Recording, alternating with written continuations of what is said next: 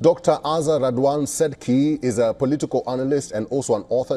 He is now joining us live on this broadcast. Doctor, thank you very much for making time for us. There are three developments that occurred today. I want us to go through all of them one by one. I'll begin with what is happening in Gaza right now. And we do understand that over 650,000 people are trapped at the Netzarim corridor because Israel says that Hamas did not fulfill part of their ceasefire agreement, and that is to give them back one female hostage soldier. So what they've done, they've blocked hundreds of thousands of people from getting back home. What do you make of that development? Let's start from there. It's outrageous. It's the same as what has been happening all along. Lies, fabrication, fake information, disinformation. I mean, the Hamas said that the person they are talking about will be allowed to go home on Saturday. Period. That's it. Let those people go home.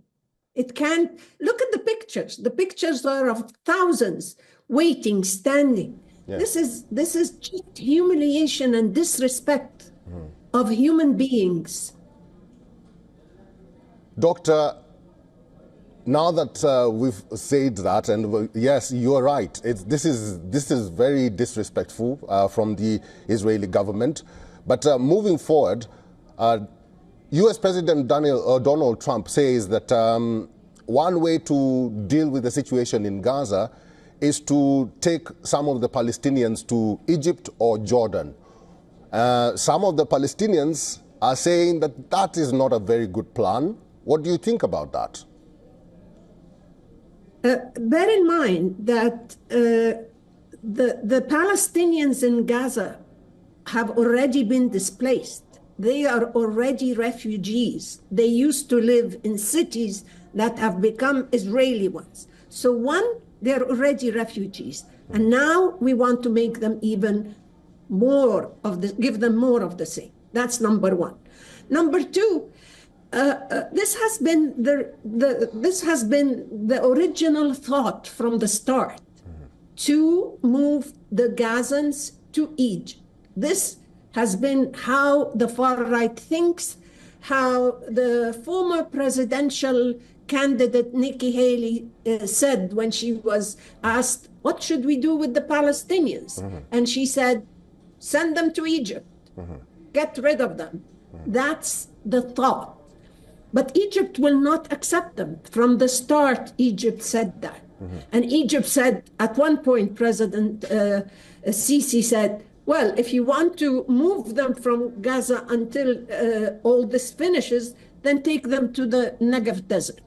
But they want to send them to Sinai so that we expand the war. We get it into Egypt, and that Egypt suffers even more. Like we've already had problems with the Suez Canal revenue plummeting.